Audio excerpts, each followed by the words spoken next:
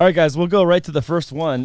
This one is likely to cause some disruption. I'm not sure if it's only going to be in our comments or where else it'll be, but what the FHA's new loan eligibility policy means for immigrant homebuyers from Housingwire. Now, this one is going to get everyone up in arms on both sides of the topic, specifically because it has to do with HUD's little order to crack down on non-permanent residents receiving mortgages. So, I guess the best way to ask you how you feel about this is, where do you think there's good in this? Where do you think there's potential harm in this? Yeah. So, I mean, just looking at this black and white, my total perspective, I feel that, just in what they're doing in general, they're sticking to the plan that they said that they were going to do. They're going to cut, they're going to, go in there, shake things up. And it was something that they did mention. Now, I feel before they can make any big progress or changes, they really have to go in there and shake things up to see what's working, what's not working, what really just should definitely go, and then come back and kind of fix everything. If you see the way that they speak in interviews or, and just in comments that they say, they do leave little, hints saying that they're not abolishing a lot of these things, but rather looking at them and breaking them down so that they could be better for the people. And, I think that they're just taking the lines for what they're saying. And a lot of people are going to have a lot of backlash. I mean, a lot of people are saying, why this? Yeah, housing maybe it's going to be a lot lower in certain markets, sales, but overall I think it's just going through what they said. What about you, Memo? What do you think? I mean, there's just going to be perceived risk mitigation. It's just we got to minimize the risk. I'll be honest, I've been doing this for 19 years, and to see a non-permanent resident alien purchased, I don't think I've ever seen that in 19 years. So I understand it's going to be a setback for a lot of people. A lot of us, pick our niches in the lending industry, or, we go through to a demographic where we do certain things for them. In this case, I haven't seen a lot of that, but I already know there's a lot of also alternative lending that there is going to be there for them. Yeah. So depending on the right visa, there's going to be the ITIN number. That loan that you can go out there, it's a lot less favorable for non-resident aliens, right, to purchase that route. But because of it's going to require a higher interest rate, possibly a higher interest rate, and a higher down payment. So it's not as favorable for somebody. But again, it's going to be some setbacks, and it's going to be a lot of setbacks for a lot of loan officers out there that this is what they're focusing on. Well, yeah, so there's kind of like the industry side of it, but then there's like I'll say the other argument is like the humanity side of it, if you will. Correct. Whether you agree or disagree, there's people that are going to say, hey, wait a minute, there's people that they got here somehow, some shape, they might be in line for their residency, they're trying to get their immigration status to be, moved through. Yeah. But, and this is where, again, I'm not taking a position on this, but I know just methodically speaking, there's people that have like 2-year wait times to even have their case heard. So it's like, okay, well then you're just like forcing them into renting, but they can't buy a house. Maybe they have a job already. So it's kind of like an issue tucked inside other issues, like that Russian nesting doll. You open one, there's another one inside, there's another one inside, another one inside. There's just That's issues a good analogy. kind of stacked within each other. This article though predominantly is focused on the Hispanic market, which is not just for border states anymore. I think that the general stereotype is, this is all for the border places. So California, Arizona, New Mexico, Texas, things like that. But that's not the case. There's been so many people that got taken to other parts of the country, and they're not just from Latin American countries, Central America, or Mexico. You got people from all over the world that had come over. Yeah. So the thing I think that's confusing about this is that they're citing the NAHREP position, which is the National Association of Hispanic Real Estate Professionals, and the announcement of this policy came on the final day of their policy conference. So it was like so it kind of even though it's not just about Hispanics, it's predominantly going to affect them, but they're not the only ones in the conversation. And it starts May 25th. So now that's only like, I don't know, 2 months away, about just shy of 2 months away. So it's like really quick. And there's the now what?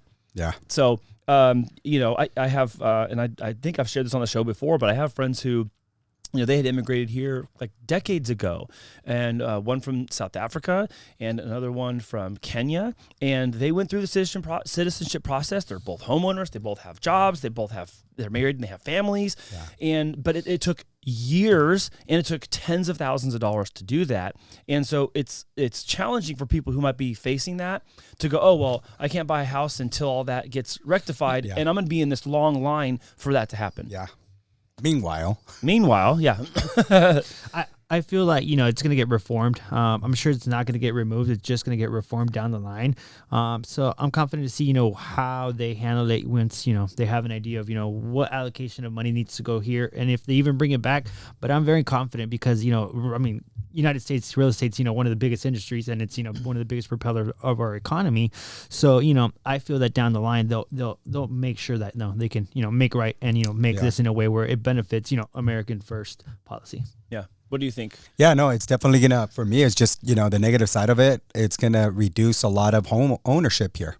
So it's just not gonna be a very comfortable position to be putting families that are coming in here and, like you said, working through things, working through getting the proper documentation until they're able to do that. In the meantime, they're just gonna have to rent, causing less home ownership out there for the minorities. Yeah, I was gonna say it does kind of like maneuver and posture that there's just to be a lot of renting and possible long-term renting, which then you could have a continued conversation. Say, well, there's some advocacy for investment properties and multi-unit places where this is going to be housing for people that still need shelter because they have to live somewhere. If they're not going to leave, then they have to or return home. I should say it's a more delicate way of saying that. But if they're not going to return home, then they're going to have shelter somewhere. So then where's that become?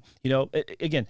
Every situation that may have like a dark spot has kind of like a silver lining somewhere for somebody. It may just not be about the subject that we're talking about. So right now, for immigrant home buyers, it might be a little bit of a darker time.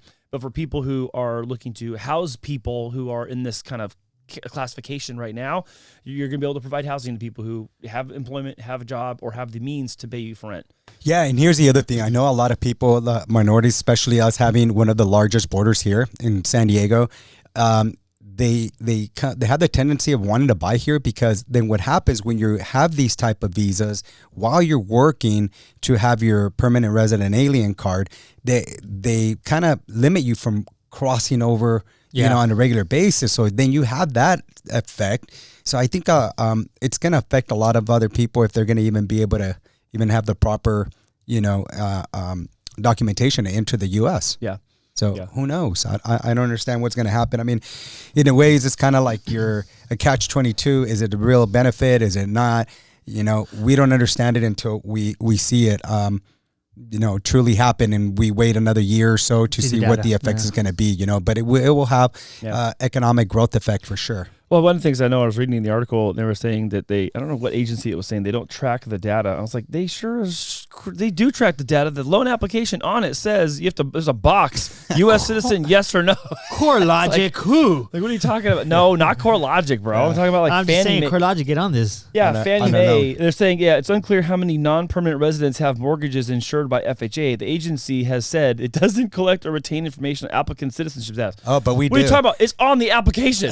What are you talking about? It's part of your NMLS. This is one of those situations where I'm like, the whole demographics. The agency said that it doesn't collect or retain. Well, they can say that all day long. We know they have it. So that's just weird to me. I was like, man, why do they do this kind of stuff, man? That's terrible. So, I don't know. Any final thoughts on this, guys? Yeah, no. My final thoughts is just changes here. It's just going to be changes. I don't think it's going to be a huge negative impact. Again, in the 19 years that I've been in this industry, I have not come across one loan that's been done as a non-permanent resident alien.